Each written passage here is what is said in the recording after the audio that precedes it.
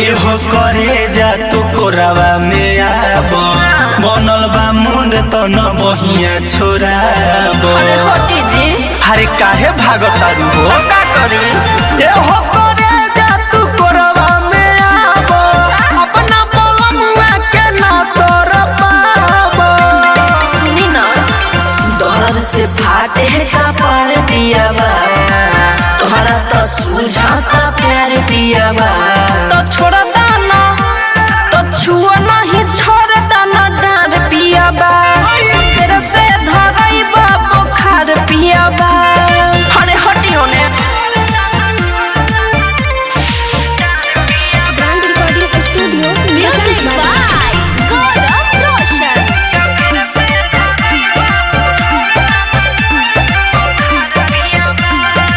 मुंडी भी गरल बा तो माना न कर हतने डर बा तो जनी सबर। हरे करे जा कहा बोली बात बुझाए बलम जनी जिद कर हो। ऐसे गीत खानी बन के न सिद्ध कर हो। ये बा खेले के जे धनी में निज कर खाएला खोआ हमार पियाबा, चढ़ता रो काहे तार पियाबा। ओ तो छुआ जनी छोड़ दना डार पियाबा। फिर से धरई बा बुखार पियाबा।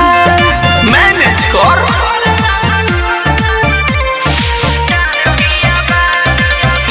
म्यूजिक बाय गौरव रोशन।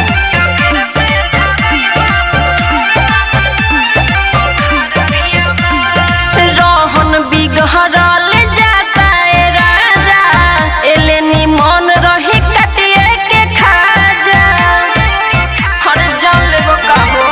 हमस प्यार से नजरिया मिलावत रहो खाली होठारा के ललिया चुसावत रहो।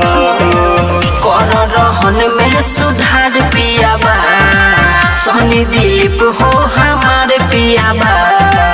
हर बात बुझी तो छुआ जानी छोड़ दाना डार पियाबा। का फेर से धरई बा बुखार पियाबा। ब्रांड रिकॉर्डिंग स्टूडियो बसंत बाजार।